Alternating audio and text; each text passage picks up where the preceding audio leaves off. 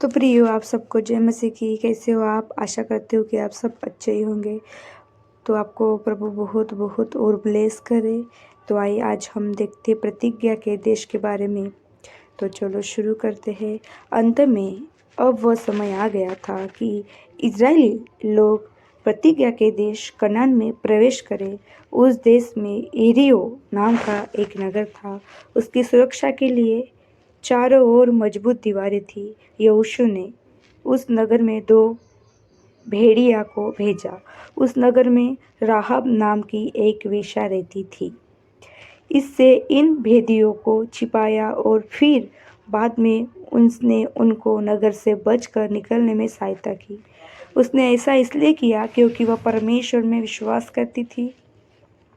जिस समय इजरायली लोग एरियो को नाश करने तब करेंगे, तब उन्होंने राहाब और उसके परिवार की रक्षा करने की प्रतिज्ञा की थी। इजरायली लोगों को प्रतिज्ञा के देश में प्रवेश करने के लिए यरदन नदी पार करनी थी।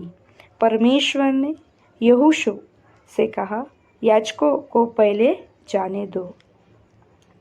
जब याजकों ने यरदन नदी में अपने कदमों को रखा तो पानी की धारा का बहना थम गया, जिससे कि इजरायली लोग नदी की दूसरी ओर सूखी भूमि पर पार जा सके। उन लोगों ने यरदन नदी पार कर ली तो परमेश्वर ने यहोशू से कहा कि एरियो पर हमला करने के लिए तैयार रहे। यद्यपि वह बहुत दृढ़ नगर था, परमेश्वर ने उन लोगों से कहा कि उसने याजकों और सैनिकों को 6 दिन उस नगर में के चारों ओर चक्कर लगाना है। अंततः याजकों ने और सैनिकों ने ऐसा ही किया। तब 7वें दिन इजरायलियों ने उस नगर के चारों ओर 7 बार और चक्कर लगाए। उनके नगरे के चारों ओर 7वीं बार चक्कर लगा लेने के बाद याजकों ने अपने तुरैया फूंकी और सैनिकों ने जोरदार शब्द किया। तब यरीहो के चारों ओर की दीवारें गिर गई, जैसे परमेश्वर ने आज्ञा दी थी। इजरायलियों ने नगर की हर एक चीज को नष्ट कर दिया। उन्होंने केवल राहाब और उसके परिवार को छोड़ दिया, जो इजरायलियों का भाग बन गए थे। जब कनान में रहने वाले अन्य लोगों ने सुना, हे इजरायलियों ने एरियो को नष्ट कर दिया है, तो वे डर गए कि इजरायली लोग उन पर भी हमला करेंगे। परमेश्वर ने इजरायलियों को आज्ञा दी थी कि कनान में रहने वाले किसी भी जाति के लोग के साथ शांति संधि नहीं करनी है।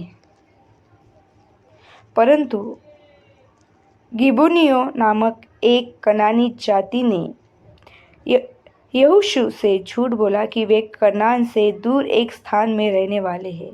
उन्होंने यहोशू के उनके साथ शांति संधि करने का अनुरोध किया। यहोशू और अन्य इजरायली अगुओं ने परमेश्वर से नहीं पूछा कि उनको क्या करना चाहिए। इसके बजाय उन्होंने गिबोनियों के साथ शांति संधि कर ली। 3 दिन बाद इजरायलियों को मालूम हुआ कि गिबोनी लोग कनान में रहते थे। वे क्रोधित हो गए क्योंकि गिबोनियों ने उनको धोखा दिया था, परंतु उन्होंने उसके साथ की गई उन शांति संधि को बनाए रखा क्योंकि वह परमेश्वर के सामने की गई थी। तब कुछ समय के बाद कनान में रहने वाले एक अन्य जाति एमोरियों के राजाओं ने सुना कि गिबोनियों ने इजरायलियों के साथ शांति संधि कर ली है। इसलिए उन्होंने अपनी अपनी सेनाओं को एक करके एक बड़ी सेना बनाई और गिबोन पर हमला कर दिया। गिबोनियों ने उसकी सहायता करने के लिए यहोशू के पास एक संदेश भेजा।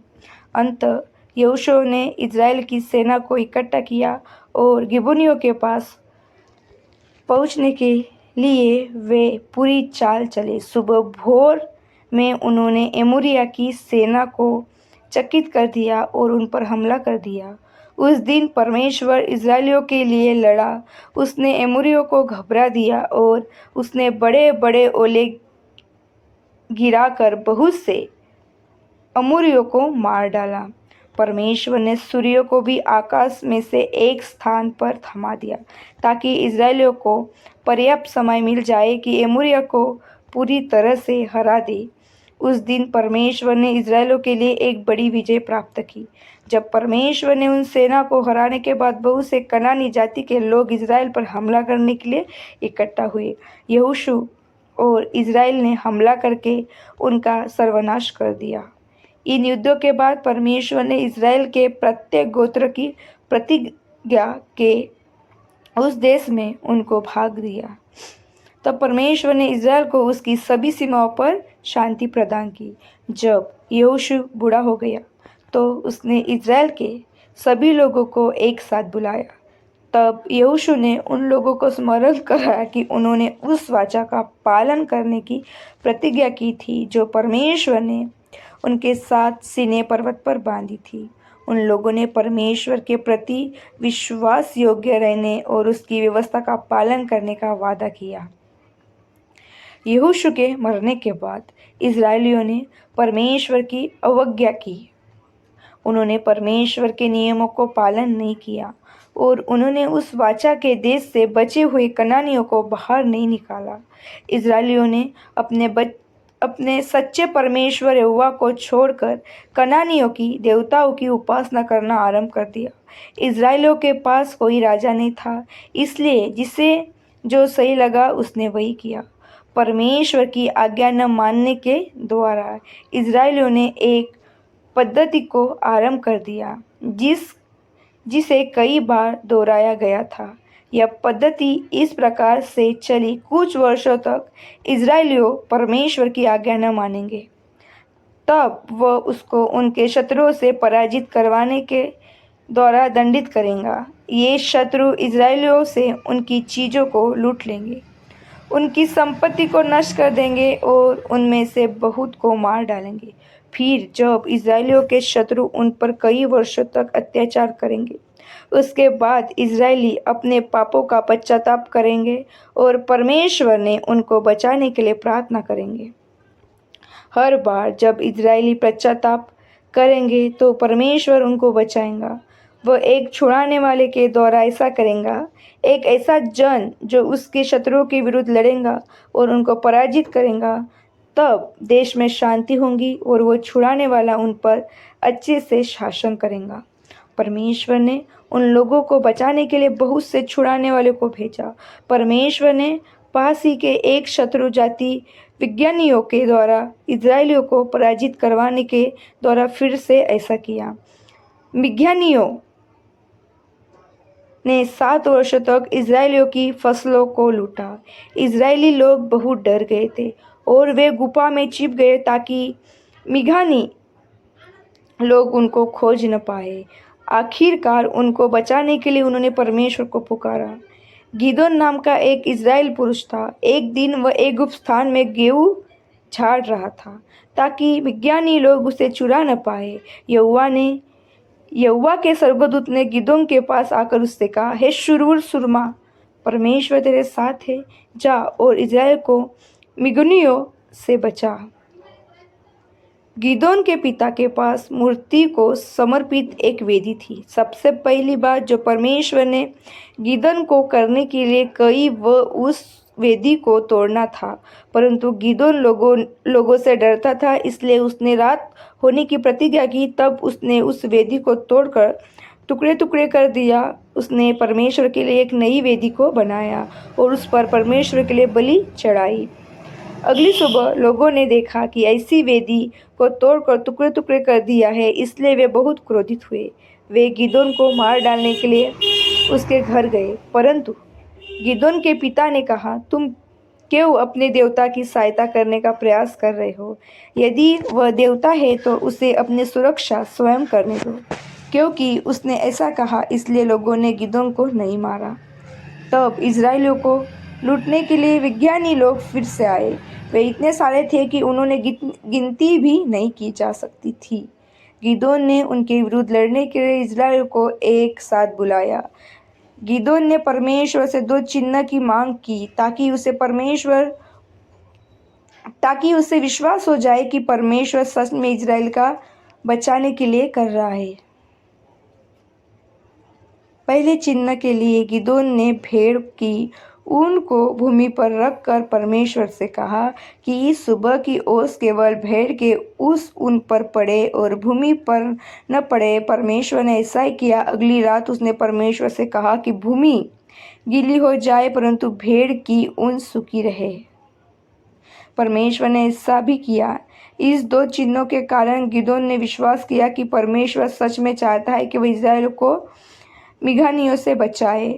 तब गिदोन ने सैनिकों को अपने पास बुलाया और 32,000 पुरुष आए, परंतु परमेश्वर ने उससे कहा कि यह बहुत अधिक है। अंततः गिदोन ने उस सब 22,000 को घर वापस भेज दिया जो लड़ने से डरते थे। परमेश्वर ने गिदोन से कहा कि ये पुरुष अभी भी बहुत अधिक है, इसलिए गिदोन ने 300 सैनिक को छोड़कर उन सब को घर भेजा।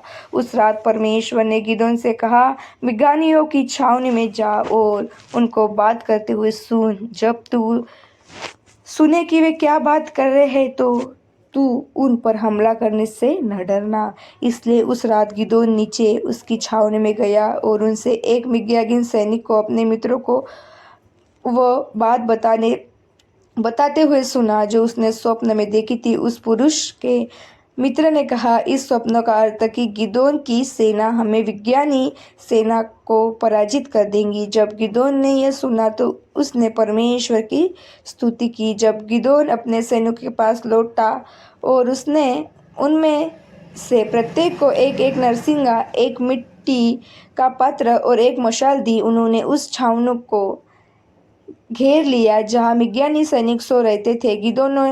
गिदोन के 300 सैनिकों ने अपनी मशालों का पात्र से ढका हुआ था, इसलिए मिद्यानी लोग उन मशालों के प्रकाश के नहीं देख पाए।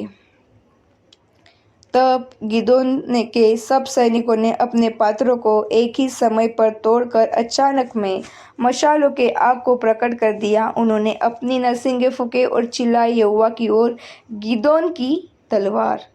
परमेश्वर ने मिद्यानियों को घबरा दिया इसलिए कि वे एक दूसरे को मारने काटने लगे। तुरंत ही गिदोन व संदेशवाहनों को बहुत से अन्य इस्राएलियों को मिद्यानियों का पीछा करने में उसकी सहायता करने को बुलाने के लिए भेजा। उन्होंने उनमें से बहुतों को मार डाला और बाकियों का पीछा करके उनको इज़राइल देश से बाहर निकाल दिया। उस दिन 1,20,000 मिद्यानी मारे गए। इस तरह परमेश्वर ने इज़राइल को बचाया। वे लोग गिदोन को अपना राजा बनाना चाहते थे, परंतु गिदोन ने उसको ऐसा नहीं करने दिया। लेकिन उसने प्रत्येक ने मिद्यानियों से लूट लिए थे। उन लोगों ने बड़ी मात्रा के गिदोन को सोना दिया। तब गिदोन ने उस सोने से एक विशेष वस्त्र बनाया जैसे कि महायाजक पहना करते थे, परंतु लोगों ने उसकी उपासना करना आरंभ कर दिया जैसे कि वह एक मूर्ति हो। तब परमेश्वर ने फिर से इज़राइल को दंडित किया क्योंकि उन्होंने मूर्ति की उपासना की थी। परमेश्वर ने उनके शत्रुओं को उन्हें पराजित करने में सक्षम किया। आखिरकार उन्होंने फिर से परमेश्वर से सहायता करने के लिए प्रार्थना की और परमेश्वर ने उनके पास उनको बचाने के लिए एक अन्य छुड़ाने वाले को भेजा। यही बात कई बार घटित हुई। इज़राइल लोग पाप करेंगे, परमेश्वर उनको दंड करेगा। वे पश्चाताप करेंगे और परमेश्वर उनको छुड़ाने के लिए किसी को भेजेगा। कई वर्षों तक परमेश्वर ने बहुत से छुड़ाने वालों को भेजा जिन्होंने इज़राइलियों को उनके शत्रुओं को बचाया।